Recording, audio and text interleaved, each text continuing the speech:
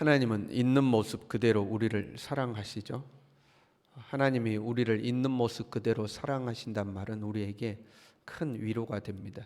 내가 부족할지라도, 내가 못났을지라도 있는 모습 그대로 사랑하신다. 그러나 한편으로 자칫 잘못하면 있는 모습 그대로 사랑하신다는 것 때문에 더 이상 성장하지 아니하고 제자리 걸음을 할 수도 있죠. 왜? 하나님이 그래도 나를 사랑하시니까 제자리 걸음을 하게 되는 거죠. 그리고 더 안 좋은 것은 현재 자신이 죄악 중에 있으면서 그 죄를 끊어내지 않는 거죠. 오해하는 거죠. 하나님이 있는 모습 그대로 사랑하시니까 나의 죄가 있는 내 모습도 사랑하신다, 이렇게 오해하게 되는 거죠. 하나님은 우리를 사랑하시지만 죄가 있는 모습 그대로 사랑하시는 것은 아니죠. 오히려 우리를 사랑하시기 때문에 우리가 죄를 끊어버리기를 원하시는 거죠. 그러나 그럼에도 불구하고 우리가 계속해서 죄를 지은다? 그러면 그 죄에 대해서 우리는 심판을 받을 수밖에 없죠. 부모가 자녀를 사랑해요. 부모는 자녀가 죄 짓지 않기를 원하겠죠. 그럼에도 불구하고 자녀가 죄를 저질러요. 단순히 부모에게 죄 짓는 죄가 아니라 사회적으로 문제가 되는 죄를 저질러요. 그럼 부모가 아무리 그 자녀를 사랑해도 어떻게 할 수 없는 부분이 있죠. 그렇잖아요. 사회적으로 법에 따라서 심판을 받게 됐을 때 부모가 그 자녀를 사랑하지만 어쩔 수 없는 부분들이 있는 겁니다. 하나님은 부모가 자녀를 사랑하듯이 우리를 포기하지 않고 사랑하죠.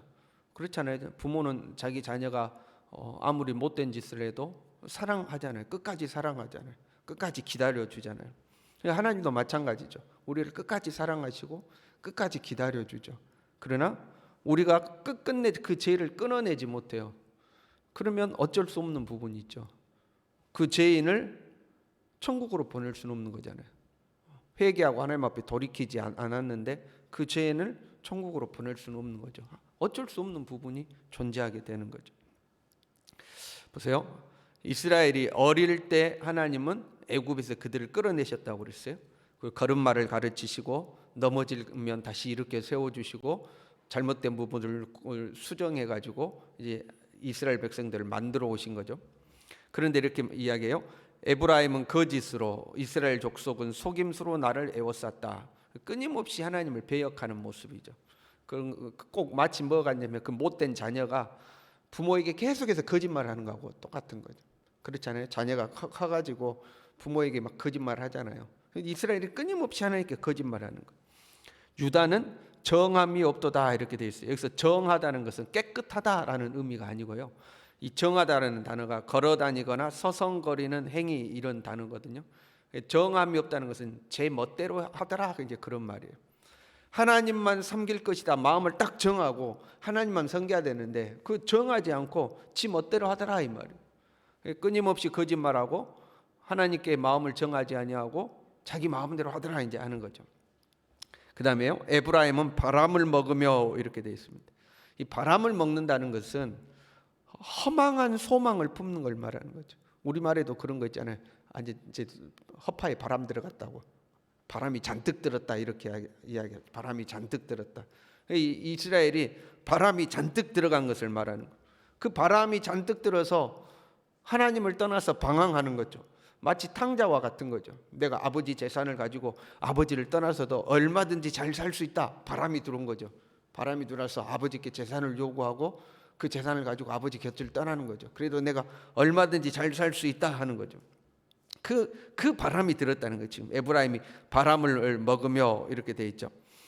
여기서 먹다라는 단어가요, 자기 스스로 찾아서 먹는 거 그 의미가 아니고 목자가 양에게 좋은 목초지를 찾아서 그 양을 먹이다 할 때 그 먹는 단어예요. 목자가 양에게 먹여줘서 먹는 것, 그 의미의 먹는 거죠. 그러니까 누군가가 자꾸 바람을 먹여서 그 바람을 먹었다 이제 이런 의미죠. 현실적으로 보면요, 이스라엘은 지도층들이 백성들에게 자꾸 바람을 먹이죠. 잡을 수도 없고 손댈 수도 없고 먹을 수도 없는 헛된 소망을 심어줘요. 우리는 하나님이 계시니 망하지 않을 것이다, 이런 거. 애굽을 의지하면 애굽이 우리를 도와줄 것이다. 아수르를 의지하면 아수르가 우리를 도와줄 것이다. 지도층들이 백성들에게 헛된 소망을 자꾸 이제 심어주는 거죠. 그러나 영적으로 보면 사탄이 이간질하는 거죠. 사탄이 바람을 먹이는 거죠. 아담과 하와가 에덴 동산에 있을 때에 사탄이 하와를 찾아와서 바람을 먹이죠. 야, 하나님이 동산 모든 나무 실과를 먹지 말라고 하더니 그건 아니고 선악을 알게 하는 나무는 보지도 말고 먹지도 말라고 했어. 그거 먹으면 죽는데. 그러니까 너희가 죽지 않을 거야. 오히려 너희 눈이 밝아서 하나님과 같이 될 거야. 바람 집어넣는 거죠. 너가 하나님처럼 되는 거야. 그 헛된 바람을 집어넣는 거 아니에요? 그런데 보세요. 네가 하나님처럼 될 거야라는 헛된 바람이 들어오니까 그 사단의 무슨 말이 믿어져요? 죽지 않을 거야 하는 말이 믿어지는 거죠. 죽지 않을 거야라는 것은 거짓말이잖아요. 그 말은 무슨 말이에요? 하나님이 너 죽는다고 말했어? 사실 너 안 죽어. 오히려 네가 하나님같이 돼. 하나님 너한테 거짓말한 거야 그 말이죠. 하나님이 너한테 거짓말했어. 너는 안 죽는데 하나님이 네 하나님처럼 되는 거 막으려고 너한테 먹으면 죽는다고 한 거야. 그 하나님이 거짓말한 거야. 그 의미잖아요. 그런데 그 말이 믿어진 거죠. 하나님이 나한테 거짓말했다. 이 말이 믿어진 거죠. 그럼 어떻게 하나님이 거짓말했다는 게 믿어지겠어요?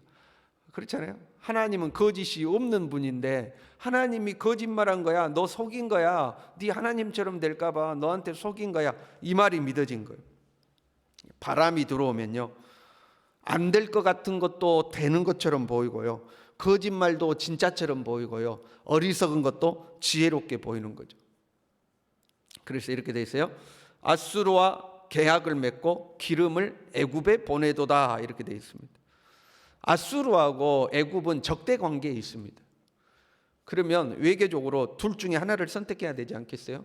근데 아수르하고는 계약을 맺고 애굽에는 기름을 보내고, 한쪽 한 다리는 아수르에 걸쳐놓고 한 다리는 애굽에 걸쳐놓은 거예요.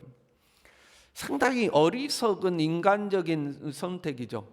그런데 이 이스라엘은 그것이 지혜로운 방법이라고 생각한 거예요. 아수르에 한 다리 걸쳐놓고 애굽에도 한 다리 걸쳐놓고, 이게 오래 못 가는 방법이지 않겠어요? 그런데 바람이 들어오니까 야, 성공할 수 있어. 야, 아주 좋은 방법이야. 이제 이게 믿어진 거예요. 결과적으로 보면 나중에 아수르가 그 사실을 알고 분노하죠. 그래서 아수르가 이스라엘을 침공하게 되고, 그때 애굽이 도와줄 줄 알았는데 애굽이 도와주질 않습니다. 결국 나라가 이제 망하게 되죠. 아주 어리석은 방법인데 그것이 믿어지고 지혜로운 방법이라고 이제 생각이 되는 거. 왜 사람이 하나님을 떠나는가? 왜 신앙의 방법대로 살지 않는가? 의 말씀대로 살지 않는가? 바람이 들어오면 그렇게 되는 거예요. 하나님을 떠나서도 잘할 수 있다고 생각이 되는 거예요. 말씀대로 살지 않아도 얼마든지 해결할 수 있다고 생각이 드는 거죠. 내가 생각하는 방법이 지혜로운 방법처럼 보이는 거예요. 야, 아수르하고도 친하게 지내고 애굽하고도 친하게 지내면 좋은 거 아니냐? 이것도 잘 되고 저것도 잘 될 것, 이제 이런 생각이 드는 거죠. 근데 오래가지 못하는 방법이죠. 어리석은 것이 지혜롭게 보이기 시작하는 거죠. 그럼 바람이 들어오면 안 되겠잖아요. 근데 사람이요, 바람이 들어오는 것이요 상당히 쉽습니다. 사람에게 바람 들어오는 게 상당히 쉬운 거예요. 어떤 사람이 거짓으로 칭찬해주고 부풀려주면 우리는 정말 그런 줄 알죠. 여러분 그러지 않습니까? 우리가 참 사람이 미련하고 단순해요. 누군가가 나에게 와가지고 참 나를 칭찬해주고 말을 막 띄워주면 나는 내가 진짜로 그런 사람인 줄로 알죠. 바람이 금방 들어오는 거예요. 제가 어릴 때요, 동네 형들이 싸움을 붙이려고 저하고 딴 애들하고 싸움을 붙이려고 양쪽 사이에서 이제 바람을 집어넣는 거예요. 야, 네 진짜 싸움 잘하게 생겼다. 네 진짜 싸움 잘하게 생겼다. 이제 이렇게 바람을 넣는 거죠, 형들이. 그러면서 야, 근데 동훈이가 네 아무것도 아니라고 그러던데? 이제 이렇게 바람을 넣는 거죠. 저한테 와서도 이제 똑같은 방법으로 바람을 넣는 거죠. 야, 네 싸움 잘하게 생겼다.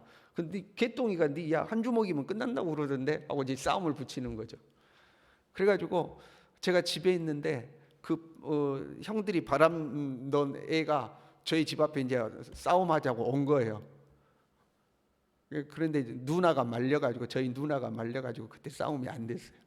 그러니까 이제 이쪽에서 바람 넣고 이쪽에서 바람 넣으면 이렇게 싸움이 붙는 거죠. 야, 네 잘하게 생겼는데, 야, 근데 쟤가 네 아무것도 아니래. 그러면 이제 바람이 들어서 내가 한번 보여줘, 이제 이렇게 되는 거죠. 사람이요, 정말 단순해요. 정말 단순해요. 누군가가 나를 이 우쭈쭈를 해주면 우리는 으쓱해져 가지고 나도 모르게 나에게 과욕이 생기는 거죠. 내 힘으로 뭔가를 할 수 있는 것처럼 이런 생각이 드는 거죠. 이렇게 유혹이 찾아올 때 바람이 안 들어가려면 하나님 앞에 있어야 하는 거예요. 마음을 하나님께 정하고 너희 하나님께로 돌아와서 인애와 정의를 지키며 항상 너의 하나님을 바랄지니라. 항상 하나님을 바라보고 있어야 돼. 그래야 바람이 안 들어와요. 안 그러면 야, 네가 하나님처럼 된다니까? 야, 그 하나님이 네 속인 거야. 네 하나님처럼 될 수 있어. 그럼 그 바람이 들어와 가지고 선악과를 보자마자 야, 내가 저것만 먹으면 지혜롭게 하고 하나님처럼 나를 만들 수 있을 것 같구나 하는 이게 딱 되는 거죠. 그냥 하나님 앞에 있어야지. 안 그러면 바람이 들어오는 거예요. 그리고 나서 갑자기 3절부터 보면 야곱의 이야기가 나와요. 야곱은 못해서 그의 형의 발뒤꿈치를 잡았고 또 힘으로는 하나님과 겨루되 천사와 겨루어 이기고. 야곱의 이야기가 나와요. 이 야곱은 간사한 자였죠. 간교한 자였죠. 형을 속였죠. 아버지를 속였죠. 장자의 축복을 얻어내고자 하는 그 욕심 때문에 부모를 속이고 형제를 속이는 간교한 자였죠. 그럼에도 불구하고 울며 그에게 간구하였으며 하나님은 베델에서 그를 만나셨다, 이렇게 이야기하고 있어요. 비록 간교하고 간사한 자였음에도 불구하고 그에게 위기가 찾아왔을 때 오히려 하나님 앞에 나와서 메어 달리고 하나님께 울며 부르짖었더니 하나님께서 그를 받아주시더라 하는 거죠. 온갖 나의 잔머리를 써서 이렇게 하고 저렇게 하고 바람 쫓아다니고 동풍 쫓아다니지 말고 하나님께 메어 달리면 하나님이 우리를 받아주신다 하는 거예요. 당자처럼 고생하다가 그래도 결국에 내가 아버지께로 돌아가리라 마음 정하고 아버지께 가서 무릎을 꿇고 아버지께 간구했더니 아버지가 그를 받아준 것처럼 개인이 헛된 바람 쫓아다니지 말고 하나님 앞에 나와서 하나님 앞에 매달려라 하는 말씀이죠. 하나님께 나오면 아무리 우리가 부족하고 실수했을지라도 한때 바람이 들어서 헛된 것 쫓아다녔을지라도 하나님이 우리를 용납해 주신다 하는 거죠.